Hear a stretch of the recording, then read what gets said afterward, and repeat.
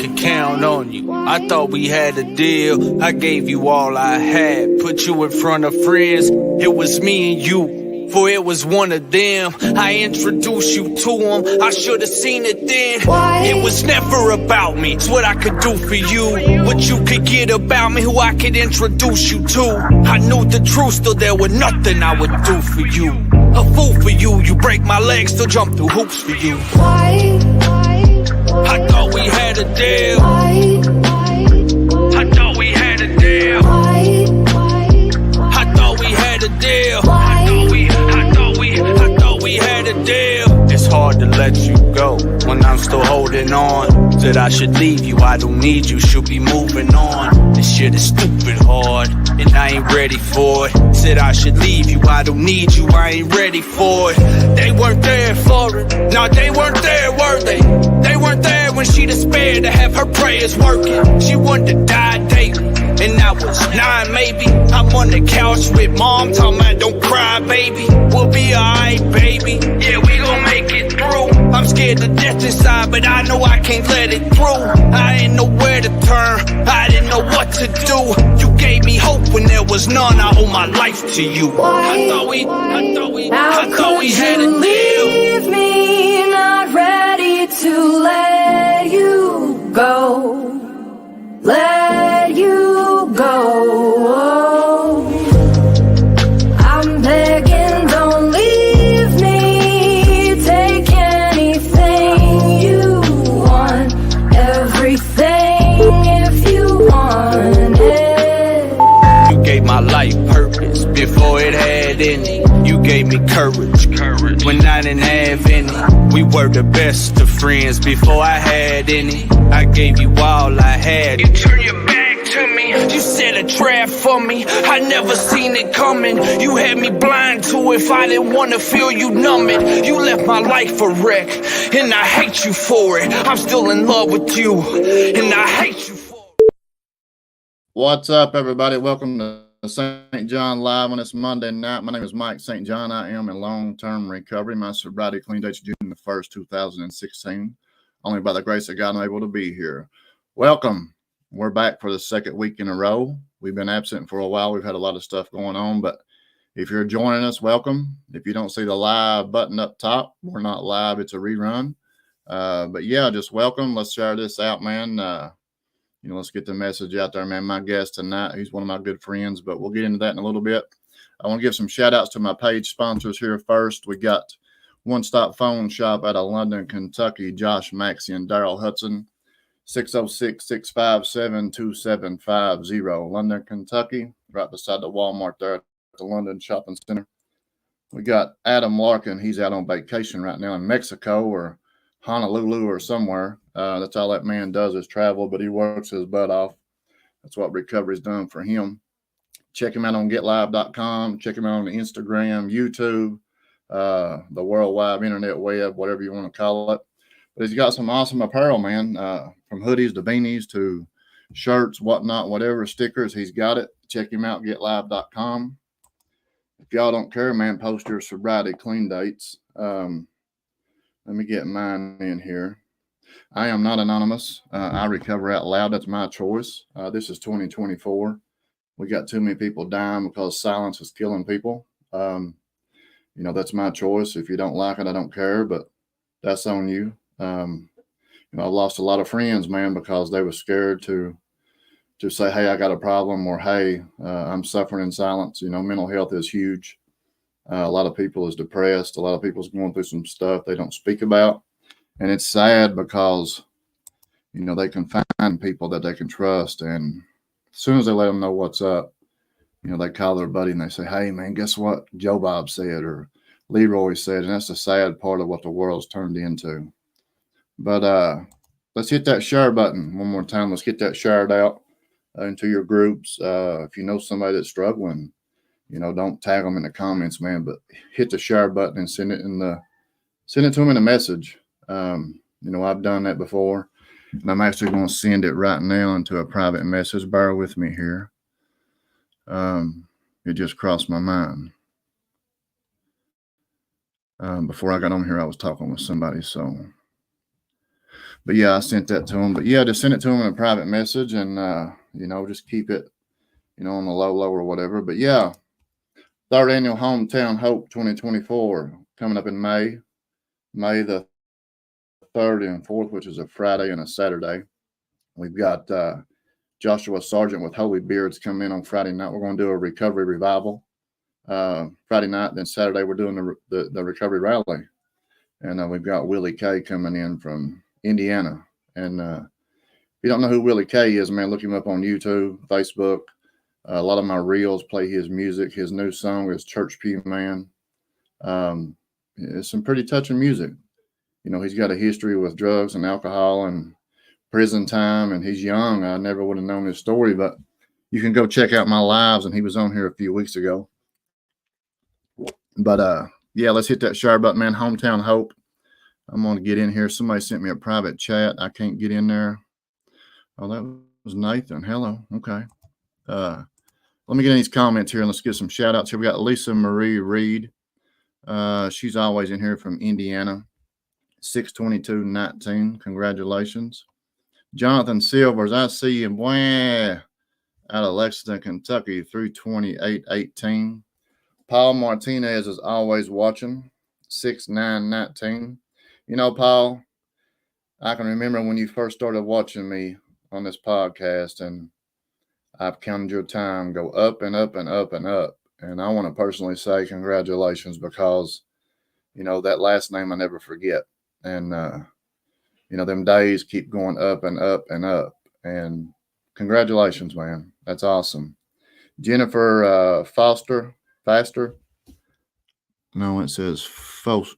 Yeah, Foster. 5522. Awesome. Sean Chastain 4921. Welcome. But yeah, man, I've had a good week from Monday to Monday. We've been super busy here in Richmond. Mike Hoskins, I see you watching. Corey Cooper, I see you, boy. But we've had an awesome week. I'll speak on Monday to Monday, man. We've been super busy here in Richmond. Had an awesome weekend, awesome church service Sunday, man. And here we are on Monday night. Been a busy day today, and just grateful to be in position, man. Life shows up. Depression's real. The voices in our heads real. If people tell you that they don't have hard times, they're lying to you, because everybody has hard times. But we're going to get through this together. And I named this "We're Not Different Than You." And the reason I've done that, I read the Daily Reflections before I got on here. And me and Nathan, my guest, we was talking about this a while ago. A lot of people want to pick this program apart. A lot of people want to dissect and point fingers. You're doing this, you're not doing this, you're not doing that. Well, I'm doing this, you're not doing this, or they're not doing this, or they're not doing that. At the end of the day, we're no different. We're God's children, period. We pump the same blood, we breathe the same air. We look different colors, different height, different weight, different eyes, whatnot, whatever. But at the end of the day, we're one choice away from being homeless.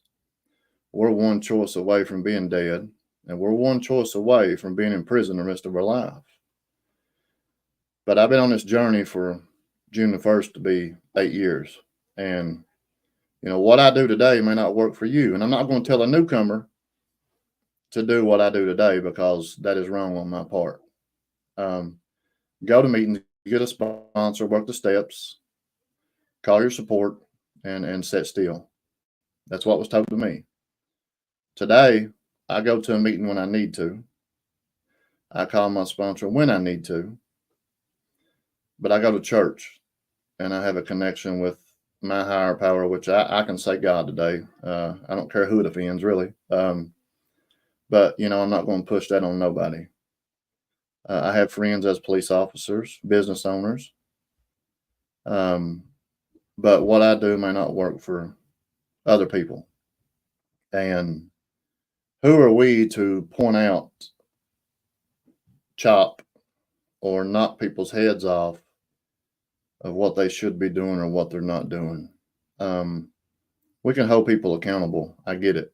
But, you know, what they're doing is working.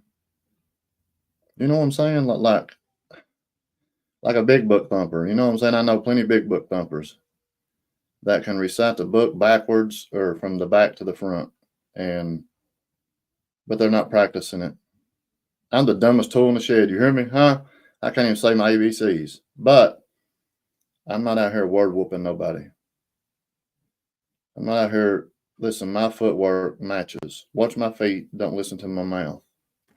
And that's what it's came to, man, is a lot of people is telling people what to do, but yet they're not doing it. And it's sad because I deal with a lot of people. And my guest tonight, he can tell you the same thing. But we got to stop this, man. We got to. We got to be there for them, support them, and be open-minded, man. And when they fall, we got to be there to catch them, period. Period. We've been pushed away our whole life. We've been pushed away, called names, labeled, whatever you want to call it. But we got to stop. But anyway, I'm going to bring my guest on here, man. Nathan, can you hear me now? What's up, brother? What are you doing, big dog? Just kicking back, relaxing after a long, hard day. Out here, Buddy, I'm telling you, man. You heard everything I was talking about, man. But we was kind of talking about that a while ago before I went live. And what's your thoughts on some of that, man? Like you've been on this journey for a while too, and if I'm not mistaken, this isn't your first time on this journey, is it? No, sir, it sure ain't. Right. Started this off and on. Got introduced to Alcoholics Anonymous when I was 17. When I moved to Texas with my aunt, life was had fallen apart at an early age. Right, already got involved with a lot of things, and introduced to it. Didn't care nothing about it. Right, ran away from it. Wasn't wanting nothing to do with it. Still ready to party, right? Still had to have fun, be in control of some things. And, this is my second longest time in sobriety. And things have been a lot different, this time. Right. Like I can really touch in on, you're reading the daily reflections. And when you start talking about picking things apart, right. It's funny. You hit me real hard when you were saying I was praying right before, right after we got done talking, I was praying because that's how I keep my contact with my God today, And it's funny you said that because it was like I used to be that guy I sat in meetings, right? I'm pointing these fingers. I'm like this and this because, I'm real smart. I can recite the big book. I can go through all this stuff and I can pick things apart real fast. I got that real addict mentality. You know what I mean? Like chess player, right? And Gotcha. I was sitting there thinking about how, I used to sit in the rooms and do the same thing, right? I sit there and I'd be like, well, this person ain't that, and that person ain't this, and I didn't realize that the whole entire time I was missing the message. Yep. I was missing what was being carried to me so freely, right? Mm-hmm. Just because I want to sit here and think that I'm better than or have this righteousness about me when, I'm no different than anybody else. Yep. I was sitting there thinking about that when you was talking about it, And that's wild because, when I went on before I brought you on and I'm guilty of that too in the beginning. You know what I'm saying? I judged everybody, bro, because that's I'm human. But today looking back, I was wrong for doing that because it's not right. But nobody's perfect. But now I'm different than you because I can't recite nothing. I can't remember nothing. For real, my wife will tell you all about it. Like she's like, well, what you got to do tomorrow? And I said, babe, I don't know till I wake up in the morning. And then it hit me. She's like, well, Mike, I need to know. I said, honey, I have no idea. Just plan it. And if I got to cancel it, I'll cancel it. And that's because I'm a burnout. But, I've come to realize that I take what I need and I leave the rest. You know what I'm saying? And like we got to find what works for us, and we got to stop judging. Mm-hmm. Period. You know, and I love this because the people that's doing less than you will have the most to say, and the people that's doing more than you will be there to pull you and say, let's go. And your boss, like, I'll use her. Yeah.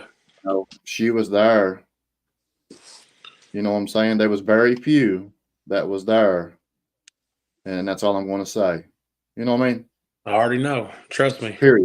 Period.com, period. I get it. And you know, that shows people's character, man. Period. Yeah. People that's doing less have a lot to say. People's doing more. Be like, here, come on. Mm-hmm. So Nathan, like, tell us a little bit about your story, bro. I've heard it before, and it's powerful. But yeah. Well, we'll just start a little bit in the beginning. You know, I kind of do a testimony style. See, my name is Nathan. I am an alcoholic, right? I'm also a grateful believer in Jesus Christ because I love my God today. He's so powerful, man. He's good. You know, I grew up in a not too bad of a household, right? Growing up, we didn't want or need for nothing. My mom and dad, they worked, they stayed busy. They weren't really in active addictions, right? They dealt with some other things on, you know, on the side, but no drugs and alcohol in the household. At the age of 9 and 10 years old, you know, I got involved with going and hanging out with some family members, got introduced to marijuana and alcohol. You know, I always think about the what happened, right? Or what it was like, right? The what it was like is pretty simple. Most of us have the same common denominator when it comes to what it was like and then what happened, right? Yep. And so, like, you know, what it was like was for me is that addiction kept growing in my life. Mm-hmm. I started getting addicted to pills, got introduced to Xanax, pain pills. From there, got introduced to heroin. Uh, School became a thing of the past, right? So I played some sports when I was younger. Not a whole lot, you know, but I always was involved. I love doing things in school. Didn't do bad in school, but once I got real active in drugs, um, and I got had some mishaps happen, you know, got in trouble, you know, these things started happening. I kind of just brushed school to the side. I was Right. like, you know, I'm good with that, right? Thinking I'm this. Well, we'll say this. I was mentally and physically abused by my father. Um, I don't really remember a whole lot of it, but I've been told stories. You know, me and him are on great terms today. He's a different kind of man. I'll say that first and foremost because I love my father, right? I love him with all my heart. And, you know, there was a lot of times I know my mom used to take some pretty abusive moments to try to protect me, you know. Right. And so as I grew older, you know, I had these anger issues. And see, I've realized this in recovery. Sorry, guys, if my voice cracks, I've been dealing with this congestion for a couple weeks.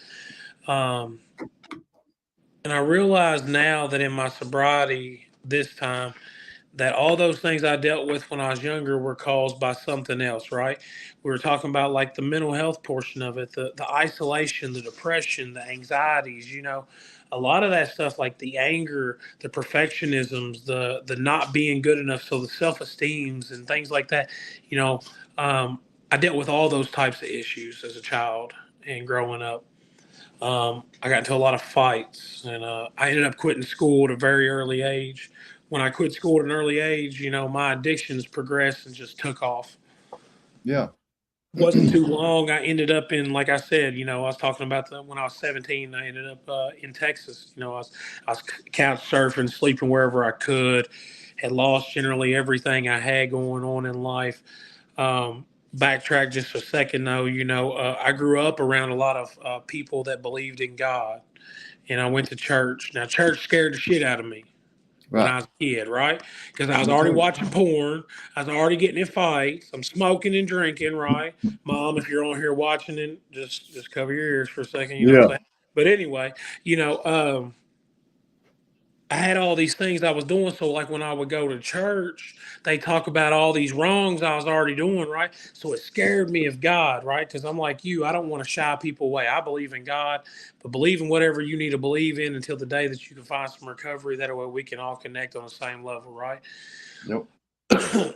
But like I ran away from God. I always had people placed in my life that believed in God, got to Texas, got down there. I was in El Paso, Texas. Juarez was right across the border.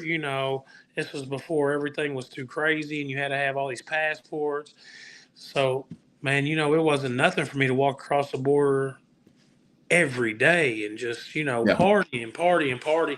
I began to get in a lot of trouble down there, got into some fights, was getting chased around because I robbed some people, robbed some people I shouldn't have, got involved in some things I shouldn't have gotten involved in, started learning some new trades about how to move some stuff and hide things in vehicles and, it just all bad, right? Ended up in my father had moved to New Jersey when I was 13 due to a job, and I gotten to the point in Texas where I was unmanageable, right? And I didn't think about this or know about this until my past 6 years now, in and out of sobriety. In my life, it got completely unmanageable.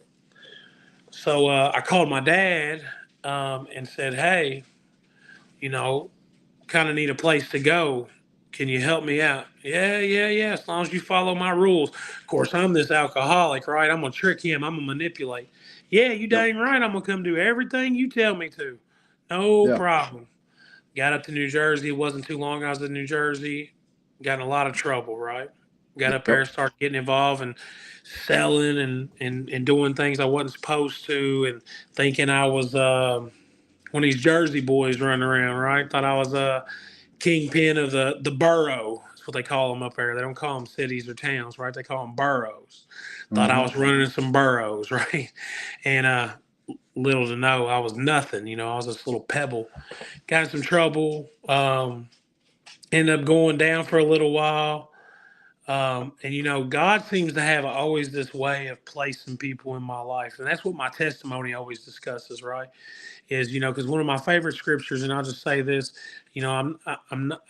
I read the Bible, I pray and meditate a lot. It's one of my favorite things to do. I'm very involved in the church I go to.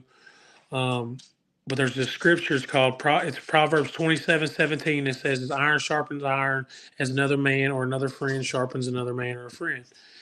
And I talk about that, and it's so pivotal in my life because of all the people that have been placed in my life, right?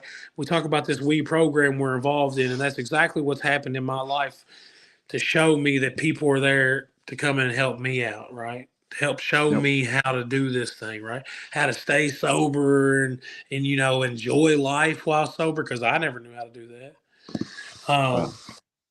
So God placed these people in my life, and we start reading in this Bible, but I'm still young. So I come out and I get in trouble right away. I found some woman, right? Because I've got many addictions, right? My addictions don't just spawn with drugs and alcohol. I like women. I like shoes. You know what I'm talking about, Mike, right? Like them shoes, right? You know what I'm saying? Like, I got a lot of different types of addictions. Anything that can make me feel good, change the way that I'm going, that's my addiction. It can be gambling, money, work. I mean, it can be a number of different things, right? And so when I got out, I got in a bunch of trouble and, I was off to the races. They kicked off a long spree of many ins and outs for me in many different types of institutions, jails and, some prison time and, just having to go and be locked up for continuing to sell drugs and be involved in so many different things, right? Bounced around. I was in St. Louis, Missouri, met a woman, right? On the run, gotta go, okay? Got up there, things start falling apart because I'm drunk and high all the time, right? What do? Right. I do what any good alcoholic does. I go to New Orleans and take every penny I got and stayed right in the middle of the French Quarter. And, so I do all this bouncing around and moving around. My grandfather passed away. I come back to Kentucky. I end up staying in Kentucky. when I stayed in Kentucky, the trouble didn't stop, right? I'm keep getting involved with all these things. So I end up in jail, come out of jail, I'm out, wasn't for a very, very long time. And it's like, I think a total of about 9 years uh, in and out. I spent about, I think the max was 11 months out at one point in time, right? In and out. And I talk about that a lot now because my last stint was almost 4 years. I got hit up. Don't go to Nicholasville if you try and do dirt. That's all I gotta say, right? Stay out of Nicholasville if you're trying to do some dirt. They'll get you, won't they, huh? Yeah, they'll get you. I don't recommend doing no dirt today, right? But if you're still involved, you're still out there, you're still struggling, you're still trying to find your way, stay out of Nicholasville is all I'm gonna say, right? But I look back at those times now and I realize God was saving my life. Yeah. He was pulling me out of these situations where I should be dead. When I get on that street and I'm out there in that madness, man, I put stuff in my body and I think that I can't be stopped. Yep. Right. I put so much of these substances in my body that it should kill a small elephant. Right. I used to use that. Well, I'm like an elephant. You can't put me down. And, I come to realize that he kept taking me out of these places and taking me out of these positions and placing me somewhere else. Mm-hmm. The last time I went in, I got involved, of course, and I talk a lot about it in my testimony. Believe what you want about jailhouse religion, but I'm living proof of that, right? Yep. Because jail showed me that God is real, right? He kept putting these people in my life every time I get locked up, every time I get in trouble, every time I'm in and out of these places.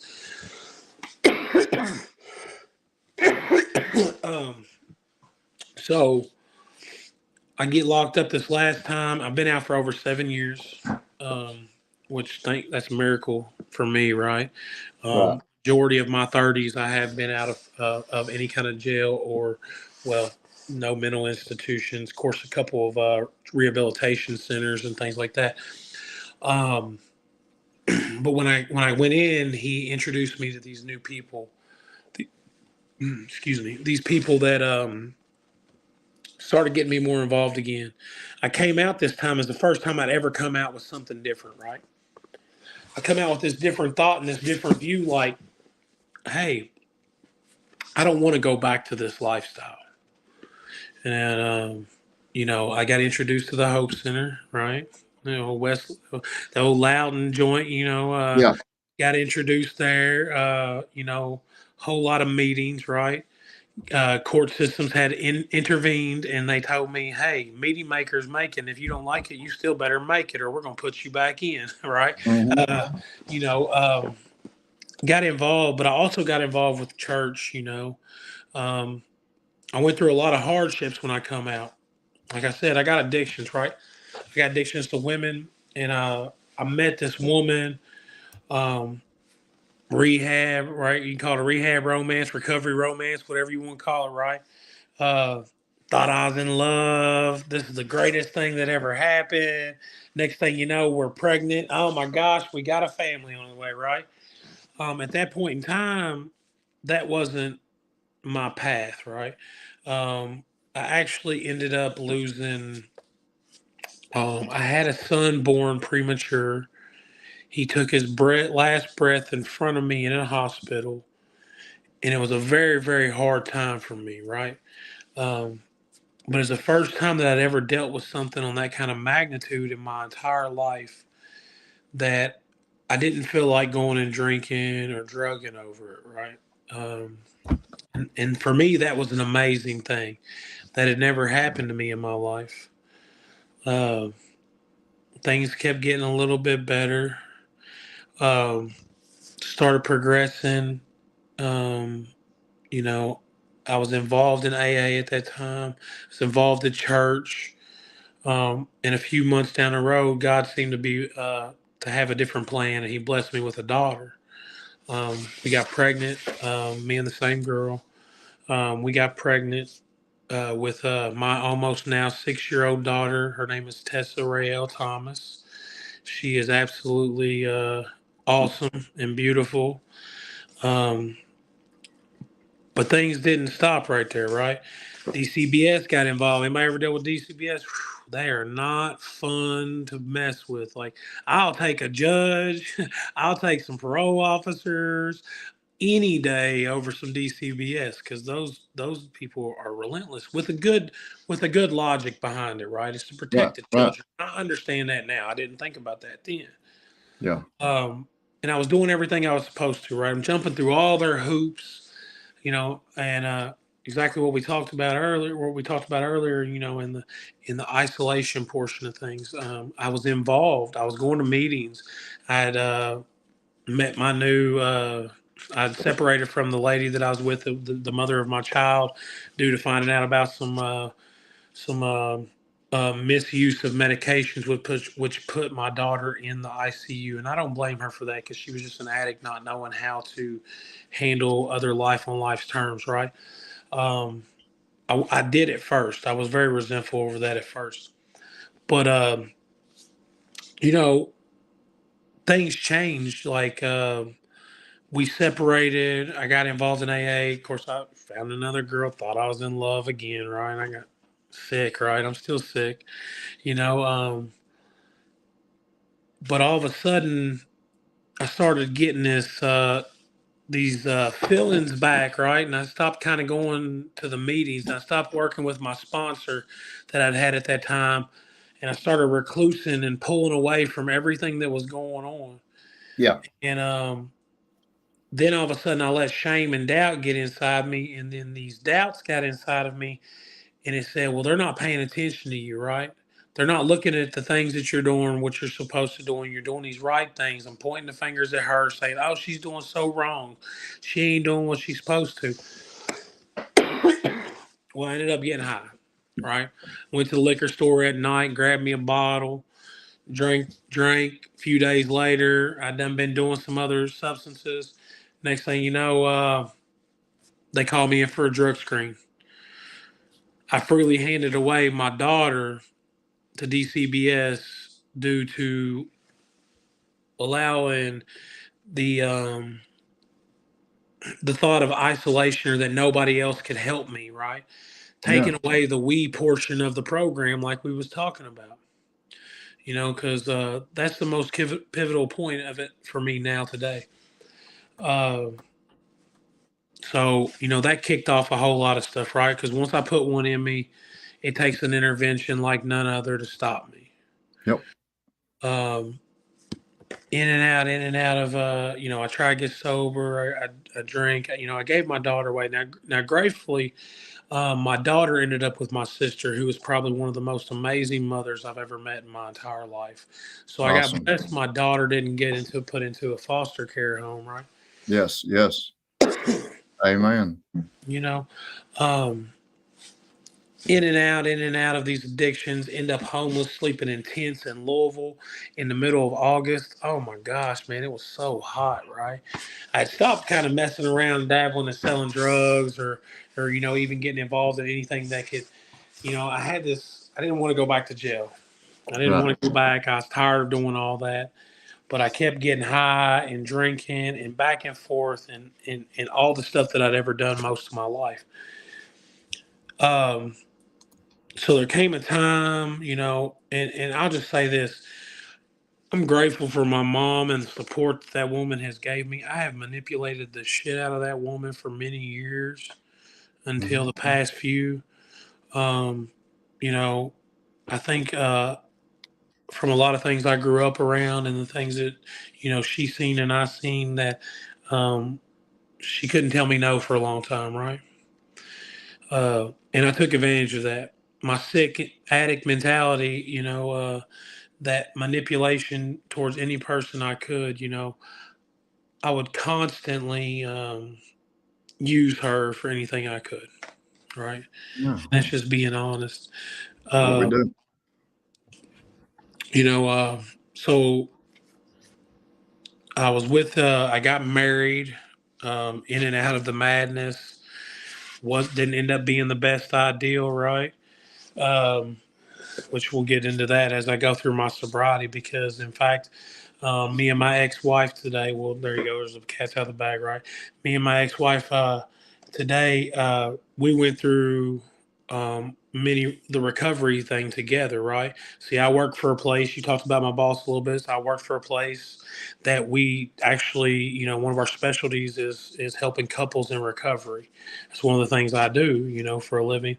Um, I had this one moment of this clarity, and it's one of the first times I'd never got locked up.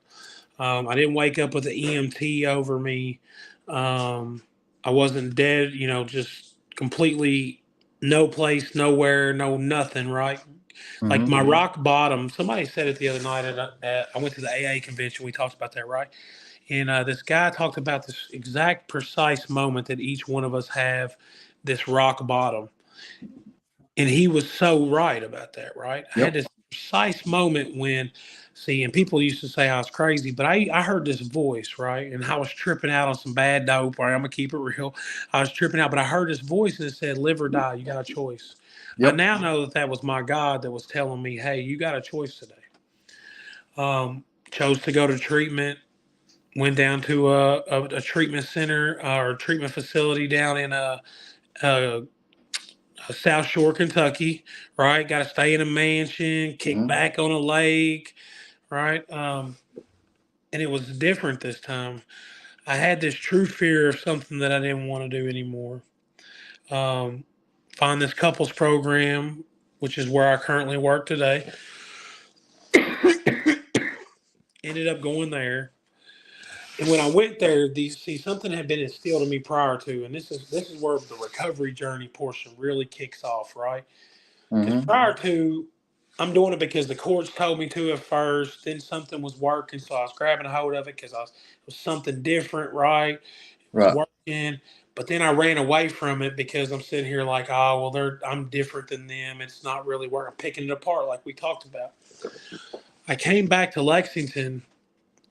And when I came back to Lexington this time, I got involved like I never got involved. I got involved with my heart, right? I put my heart into the recovery aspect of things. As soon as I got into town, I got to meetings.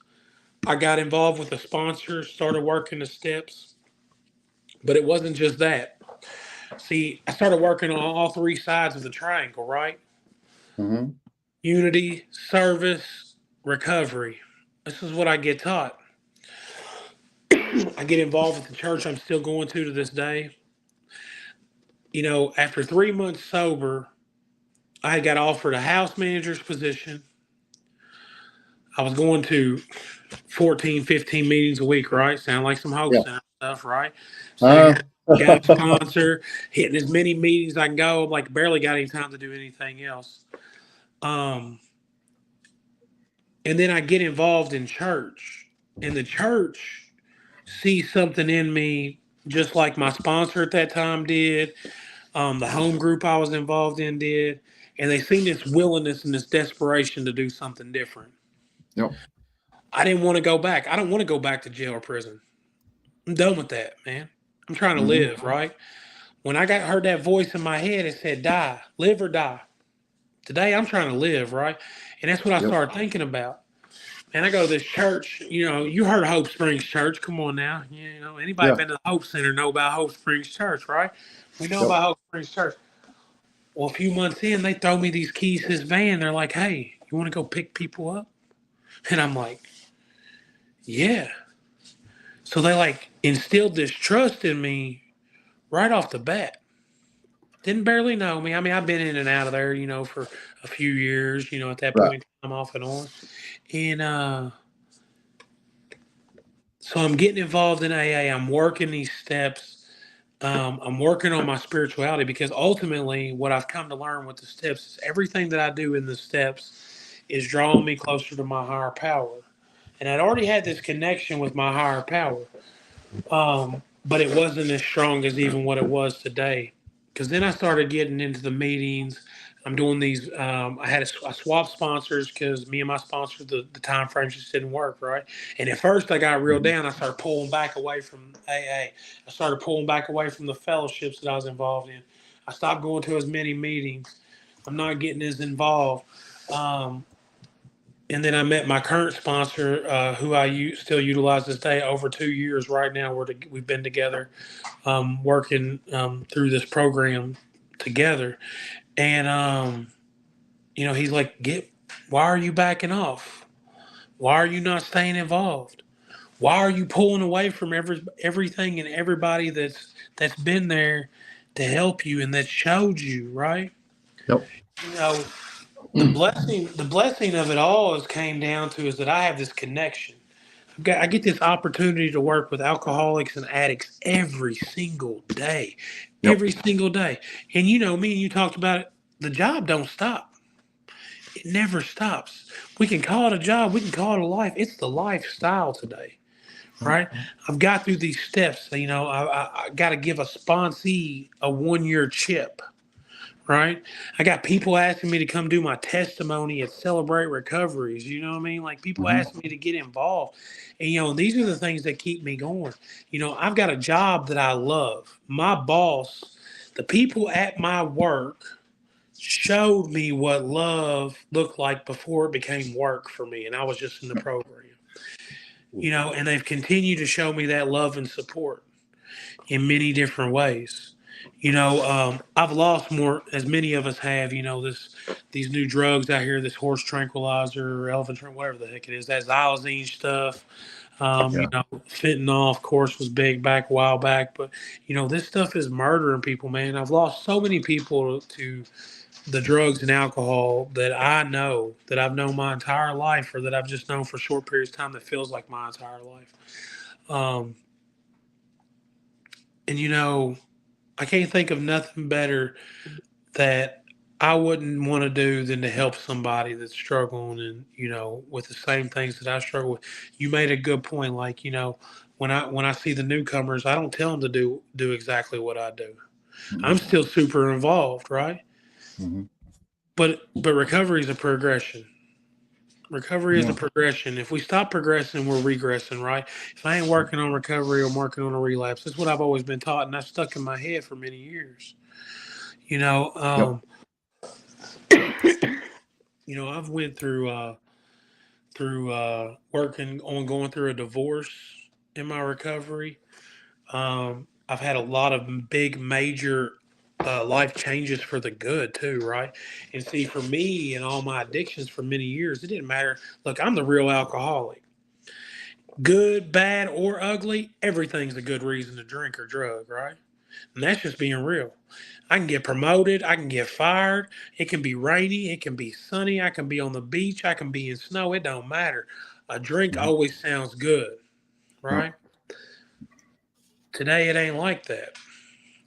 That obsession to drink and drug has been removed. I've been through these ups and downs, these goods and these bads. I started off in a program where I became a house manager. Now, I got the blessing of being a supervisor, and I get to do outreach stuff. Who doesn't love to get paid to go carry the message to other people struggling? Like I get to do that for a living. You know what I'm saying? Yes. Like I get to go out and talk to people and spread experience, strength, and hope for a living. Yeah. Man, and there's nothing more fulfilling that I've found in my life. I've had the opportunity to meet an absolutely amazing person in my life who's now currently my girlfriend. I've never met anybody in my life that is so understanding of who I am because they understand themselves. Mm-hmm. Right? Because I've always been involved in these different types of relationships that, they just weren't, the same, right? I'm not going to get into it because, I don't like to ever talk about any of that kind of stuff. It ain't my deal. No. But I got that opportunity now to help somebody else. You talked about, touched on the whole staying away from people and picking things apart, and I talked a little bit about how I used to do that in the meetings. And I still have my moments, right? I still got my moments because I'm still sick. But I sit back and I think about this. I say this. I talk to my guys all the time because I like to teach a group every once in a while, just to hop in the saddle and have a discussion. And I always tell them, always stop and smell the roses, right? I've got this connection that I've had with my higher power since I've got into recovery. This is almost 3 years. I'm working on 3 years right now, right? God willing, I'll make it there. And for the first year and a half, I was completely biased on that my recovery, the way that I'm working it, is the only way that it's going to work for anybody else. The way that I believe in something is the only way that you can believe. And if you don't believe that way, then you're going to have this problem. That's when I got to studying, and my sponsor's like, you need to read We Agnostic again. And I'm like, okay, right? And as I read through this chapter 4 or 5 times, it started opening up my mind. You know, I used to be biased about this maintenance stuff because for a long time, maintenance don't work for me. I was on maintenance. I've been on all types of maintenance, right? But I'm that real deal. You put me on maintenance, I'm gonna shoot, boof, sell, whatever. You know, I don't care. I'm gonna shoot it. It don't matter. I'm gonna abuse it. And that's just me personally. Yep. What recovery's taught me to do, for one, is taught me to open up my mind and see that there's so many different ways for each one individual person to recover today. Yep. Right? It's allowed me to, you know, love, patience, and tolerance, man. Love, patience, and tolerance. It's taught me how to love people, which allows me to be patient with people, which allows me to be tolerant of people. And that's something that my recovery's taught me today. You know, my higher power, this connection that I continually grow with, you know, I'm super involved in church still. You know, that is the foundation. Those are the cornerstones that keep me standing no matter what. And I've learned that I have to stay connected. I got to stay connected to my fellowship. I've got to stay connected to all the people that have now become my family in recovery, right? Because once we step in the room, you know, when I first met you, it's family, bro. We're family, straight up. As soon as we meet, I walk in this room at this AA convention that I just got the privilege of going to over the weekend. Man, I walk in, there's thousands of people. That's all family. And I don't even know none of their names except because they got a badge that says, hey, I'm John T. Hey, I'm Bobby B. You know what I'm saying? Like, that's the only reason why I even know their names, because I looked out their badge. I'm like, hey, how's it going, Ray? You know what I mean? Like, you know, recovery's taught me how to love. And it started off because people started loving me, right? They loved me until I could love myself. And when I learned how to love myself, I learned how to love them. You know, I'm blessed with so many things. You know, I work the steps. Well, the steps work for me now, right? I don't work the steps no more. They work for me. I still do my 10 and 11 in the evening time, in the morning time. I do it, you know, it's a little different than some people might look. I don't write stuff down like I used to. Progression, right? We talked about that. But, you know, I get an opportunity every single day to 12-step and help somebody that's in need. And that's my ultimate goal. You know, I've realized that I've been put on this path in recovery to help other people. Yep. You know, life is so good today that, you know, I get an opportunity every single day to help somebody that's just like me, that once sat in a seat that I once sat in. And that is, surely if I don't stay connected to my higher power and stay in working on this spiritual connection with him, that I will be right back in that seat if I'm lucky. Yep. You know, it's just a beautiful, beautiful thing, right? You know, I was telling my girlfriend before I got on here, I was like, man, you know, I be getting nervous when I'm about to do stuff like this, you know, and I told her about how, like, when I start talking, I just got to go. I just got to talk. Yep. She's like, what's the topic on? I was like, I don't even know. I don't even want to know until we get on there, right? Because then my mind wants to pick it apart. Well, yeah. You know? And I've come to learn that if I be still, slow down, let God's time be God's time and not Nathan's time have to be Nathan's time, me keep on watching that clock. Yeah. Then life is so much better, man. Yep. You know, it's so much smoother. I got peace during these crazy storms. I deal with 100 people a day, literally, every day, right? 100 people just like me when I was early in recovery, needy as hell, and I love every one of them. You know why? because I get to watch the lights click, man. Yep. I get to Yep. see something new come and this just change evolving, because I mean I'm gonna have to give a little shout out to Perfect Imperfections because they blessed me with Yeah. this beautiful job that I enjoy. Yep. They trust me. These are Hope Springs Church, my sponsor, the fellowship that I'm involved with AA, the Token Club. Perfect Imperfections. All these places trust me today. Guess what? My mom trusts me today. I know. That's wild. Woo. And I was going to say one more thing. I went over 3 years and I didn't get to see my daughter, right? In the past few weeks, it's funny how God works. He's got this way of doing something to make something good, right? He allows something to happen to make something good happen. My mom, God bless her soul, boy, she fell down some steps and she broke a right ankle. She's a trooper. Don't get it twisted, right? She broke one ankle and one wrist on the opposite sides of the body falling down these stairs, right? Wow. Yeah, and I was on a church retreat. I get this text message. I'm like, oh, I got to hurry up and get to Frankfort. I'm all the way down in Grayson County. Anybody knows that's a good little haul, about 2 hours, something like that.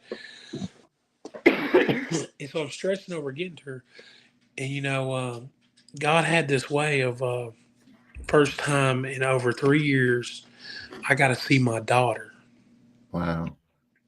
I got to see my daughter. And in fact, I'm just Nathan right now, and that's okay, right? I'm not Dad. That's all right. I ain't been in her life. I don't have that privilege yet. And I get that today. I'm understanding of that today, right? It's what I've learned about myself.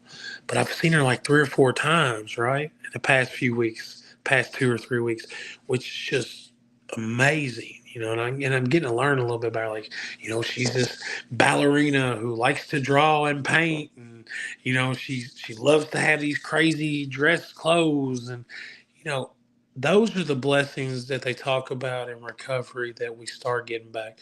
One is love. 2 is peace and tolerance. And if family gets to come back, how to handle those situations without going back to doing something else, right? Yep. And it's such a beautiful thing to have that opportunity.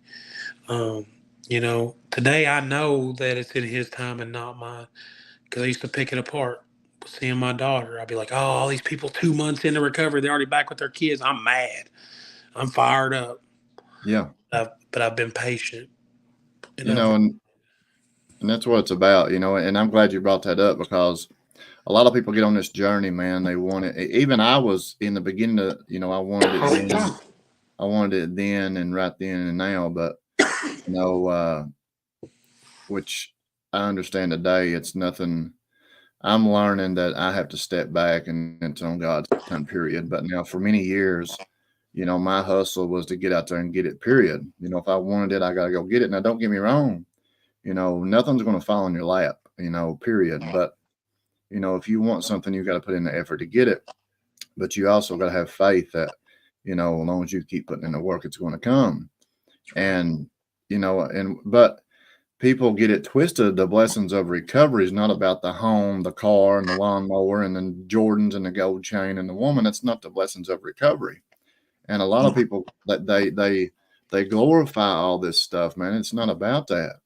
It's about the freedom, the peace of mind, and the obsession to use is lifted, and the contact with God. You know what I'm saying? And it took me a long time to really understand that the more that I buckled down and I concentrated on, letting go of what Mike wanted. And I know today if I stop helping people that, it's over for me.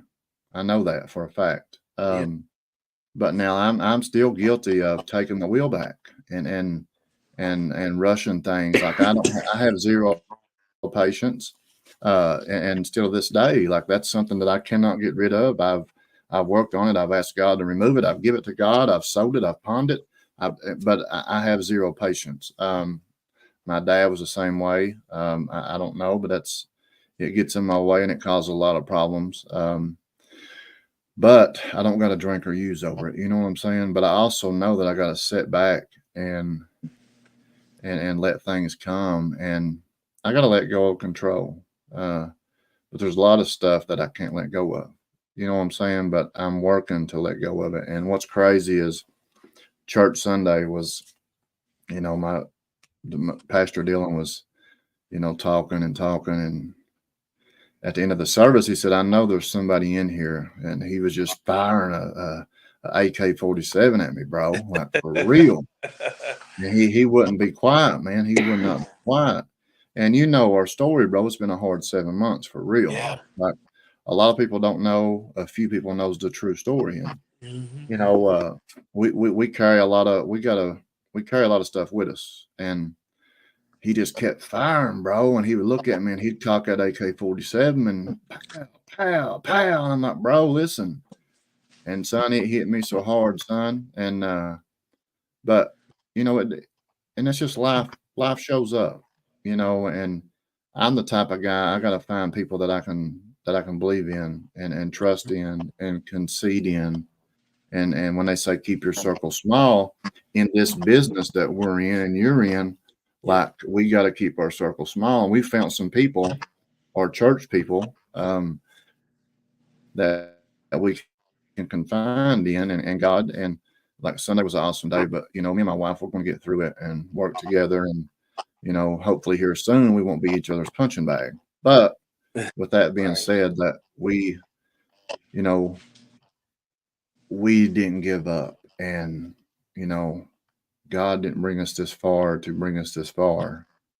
And we can pull back and get our life back together, get our house back together. You know what I'm saying? Like we have helped so many people that we've kind of harmed ourselves.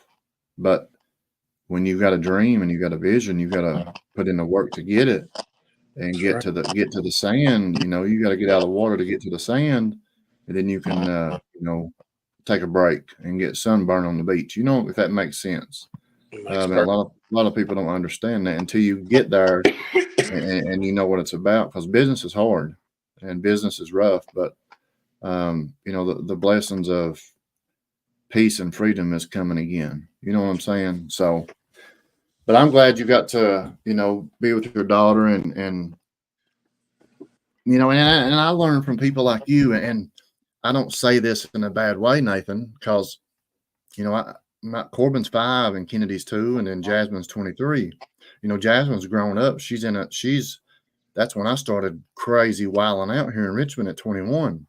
And thank God she's not doing that. You know what I'm saying? Yeah. So like I'm learning how to be a father at 40. Let's see, I'm 44, Corbin's 5. So that's 38, 39. I started at 38, 39 years old. And then Kennedy's 2, like being a father, bro, is hard. Yeah. Like at 44, real talk. And I sit here and I understand today why dads. Let me rephrase what I say here, because I'm on the worldwide internet. Yeah. I understand today why dads walk out of children's lives. I understand today why dads pack a bag and walk out of a home. And I say that very clearly because I said dads, because there's a difference between dads and fathers. Mm-hmm. Today, that's what my dad done to me. Yeah. And I made a promise I would never do my kids that way. But it's not really that hard if I take time and just sit back and get through whatever's going. Because learning to be a father at 44 is hard. No, babe, I would never leave. You're tough, Mom. Marie's a beast. You hear me? Like Marie's a beast for real. She's a tough one, huh? She's Marie tuned in at the right time. I'm in the doghouse, Nathan. Lord help us, Jesus. But no, real talk. Like, cause the way I grew up, man, like, I don't want to do my kids that way. And that is my number one, like the fear.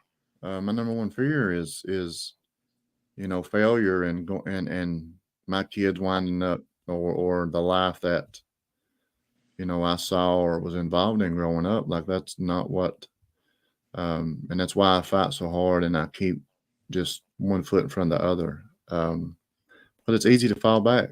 It's easy to lay in the bed and not get up. It's easy to lay the phone down and not answer. It's easy to, just throw in a towel. But I have people, that push me. My wife pushes me, and I push her, and she pushes me off the porch, and I push her out of the bed, and you know what I mean? Like that's the real people. But life gets hard sometimes. It really does. But I learned, what not to do from a lot of people. And I take notes. And that's what it's about. That's what it's about. Yeah. So what's your woman saying? You've had enough time to get into bed, bro? Nah, she Yeah. cool, bro. She ain't messaged in yet, so I'm all right now. I ain't in no doghouse shit. No, I'm just like, nah, she's understanding, man. It's she understands that, this is the most important portion of my life, right? Mm-hmm. Is getting to spread the message one way or the other. To be a part of the message, to hear the message, whatever that looks like for each individual day for me. She's understanding that is the most important part of my life, period.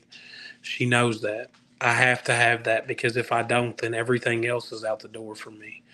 That freedom that you talked about, I've never been more free in my life than I am today.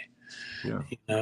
It's cool now, but I'm just looking over here and things going on. You know how it is. Oh, no, I'm watching the comments. My wife's in here firing her 22 now. You hear me? Oh yeah, see, she ain't break the AK out yet, so you ain't not yet. Yeah, not yet. Yeah. And I say this too. Along with of course, the people I work with, the Perfect Imperfections, the fellowships I'm in. I was instantly drawn to like you and Adam. From Get and many other people. I've watched you guys speak, and I hear the message. Not we could say story, right? The story's the story, right? But the message that's received from them stories is what's drawn me to doing more of, of wanting more of the recovery, wanting to see the things, getting to watch you guys, you and Pamela, hey, y'all are beasts, man. You know what I'm saying? Like I get the blessing of getting to be involved and see things. And, when I first met you, you welcomed me with open arms, and that's the most beautiful part about recovery. That's one thing that I love about it, Yep. So many people have done that for me in my life, Mm-hmm. And it's a blessing to get to be on here and, have the opportunity, to even talk or say anything, I know.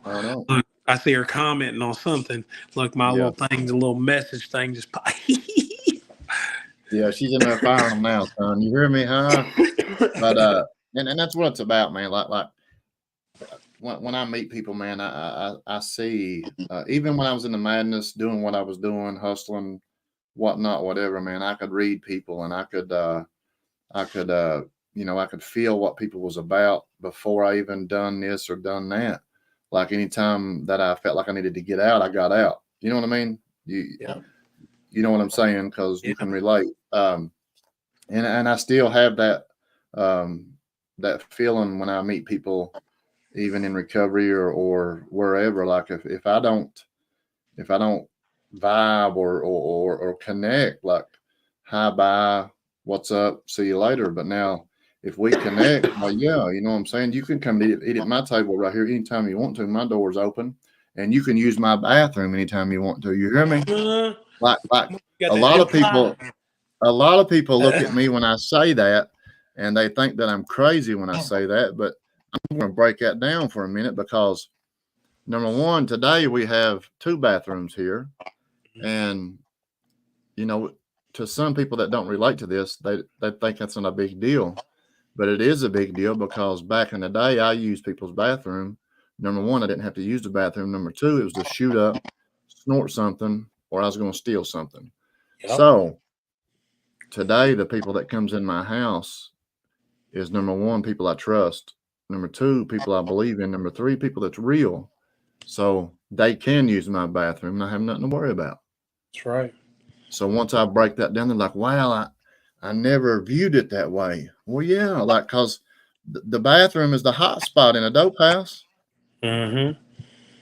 Like, Yep. I would go to not even a dope house, but like a dollar store or Walmart or Texas Roadhouse. Well, we didn't have money to eat. We'd go dine and dash. You hear me? You ever done that? Yeah. Oh, yeah. You already know. Listen, I dine and dash so much. I don't even, there's no way I can make amends for all that. But Feel that. no, I'm proud of you, bro, because like, yeah, you know, like your story's amazing, and you know, keep just, I don't know, it's just, you're real. You know, you don't find a lot of people that's real, and that's amazing. Like, there's very few that's real, and you know, I know that for a fact. Well, anytime I call, well, let me take that back. Don't you start. Hold Don't you up. start. We on live now. Oh yeah, listen. Oh, bro. Almost. Listen, almost anytime I call. I called this weekend and he didn't answer. But he finally answered when I called him back. But I get it, you know. And that's what I tell people. Like, I don't have to answer my phone all the time. And I'm not going to answer it all the time. Like, I have a choice to turn it off and hit reject, because we have to take time for ourselves, period. Yeah. I can't wait to forward my call to somebody else to do what I do. You know what I mean? Like, Right. I can't wait. So yeah, he answers the call most of the time. So got him. Most of the time, right? But Yeah, you're right. yeah. Hey, you know, gotta have some self-care time too, right? Because I ain't no good for nobody. Just like, you know how it is. Oh, I know. So, you know how it is. Well, It's one listen, thing man. We're gonna wrap this up, man. Give us a hope shot before we close out, man. And you know, maybe somebody run across this in a week, and Marie's still firing shots. You hear me? Oh, it's over now. I know. I'm just gonna say it real simple. You know, my singular purpose is to stay sober and help other people achieve sobriety. I say that a lot lately. And just one thing I always say too is don't forget to stop and smell the roses. Don't miss the small things in life. That true peace and that true freedom, right? That's what recovery is all about. Not missing the little things. And that's all I got to say tonight, bro. And you know, I'm glad you said that, because I needed to hear that. Because I'm missing a lot, and we've missed a lot of true peace and true freedom. You know, the freedom from drugs and alcohol, the obsession's been gone, blah, blah, blah. But now it's been pretty hectic, pretty crazy, pretty stressed out, the whole 9 yards. And people's like, well, you got to make time for yourself. Well, it's hard if you know our story of what we've been through the last 7 months to really depend on anybody else and let anybody else in. Yep. You know what I'm saying? But guess what? But God, we're almost there. Mm-hmm. You know, so, but we have to, and we will pull back and recharge a whole lot. But man, what a story we're going to have. Yeah. Can't wait. The book ain't over, right? If you're struggling out there, you ain't dead, then your story is not over. The book ain't said the end yet, right? No. Ain't there, bro. It's powerful, man. Yeah. Y'all been going through the battle. Yeah. Battle's almost over. Hey, now the sun's about to come out. right? Yeah, you know, my wife, she's awesome, bro. She's a go-getter. You know, I push her, she pushes me. I get down, she lifts me up. She gets down, you know, but it's hard sometimes for real, you know. But you know, the positive thing is we still get to help somebody. We're not in jail, we're not drunk, we're not high, we ain't selling our kids, we ain't sold our car yet, and we're not behind on the electric bill yet. You know what I mean? Yet might not come, right? I'm in the doghouse tonight, though. Believe that, huh? It's all right. I got you, bro. Well, listen, man. I love you. Listen, if you need me, holler at Love me. you too, brother. Like I said, keep doing what you're doing, man, and I'm proud of you, bro. Thank you, man. I'm proud of you too, brother. Love you, man. You have a good night. See you, man. Good night. Yes, sir. Nathan Thomas, Perfect Imperfections. Listen, if you're out there struggling, man, look them up on Facebook. Perfect Imperfections. They're here in Richmond and Lexington. I refer to a lot to him. They do ILP, OP, all that for couples, singles, whatnot, whatever. Here, there, and here. So look him up on Facebook. Look Nathan up. I don't have his number on me. I can't get to it, but I refer to him, so they're the real deal. If you're out there struggling, man, reach out. We don't have no beds available. We're full. We got the waiting list, though. Shout out to my wife. Shout out to all of our team, Dream Team, man, for, you know, amazing doing what they're doing. Shout out to Richmond House of Prayer. Shout out to everybody that follow us. Everybody's in here tonight, man. Everybody's joined us, commented. Angelique, I see you. Hope you got your room clean. Yeah, I hold you accountable. Raise your right hand. Yeah. But yeah, shout out to Dollar Green for my music, intro and outro music, man. Hometown Hope, May the 3rd and 4th. Let's see, Lead by Example, True Peace, and then The Obsession Is Gone. You know, that's the key words, man. Like, you know, once the obsession is gone, there's no reason to put one back in you, period. I don't care what happens in the day, night, what shows up, man. You never got to drink or drug. And if you do, you know, I mean, you don't have to. Relapse is not part of my story, and for today, it's not part of my story. You know, I'm not promised tomorrow, so I can't speak on tomorrow. Let's keep it in today, but hopefully next Monday we'll be tuned in. I can't guarantee that. I don't know what's going to show up. I don't know what our next week's going to look like, but you know, if nobody's told you they love you, I love you. My wife loves you. Team St. John loves you. St. John Recovery loves you. Perfect Imperfections loves you, and God loves you. Go out and help somebody. If you got a story, tell it. Quit being selfish. Quit being shy. Stand up, tell your story to the sky. I just rapped something. Did you hear that, boy? Huh? Quit being shy. Stand up and tell your story to the sky. Whoa, yeah. Woo-wee. Anyway, I love y'all. I'm off here, man. We're going to close out. You ain't got cold chill, something's wrong with you. Gotta know it. You in the wrong building. Nowhere to turn. I could really use a friend right now. Yeah, I just need a friend. I'm staring at my window pane. I'm staring at my window pane. I could use a friend. I could use a friend. I just need a friend right now. Right now. I'm staring at my window pane. I'm counting raindrops. Like, where's God at? When will the pain stop? Like, when will this be over? How come I can't stop? I swear to God, I can't stop. I ain't believing God, still I would pray to him. When no one else around, when they brought them trays to him. Like, where my rider dies, it's like I was dead to him. This is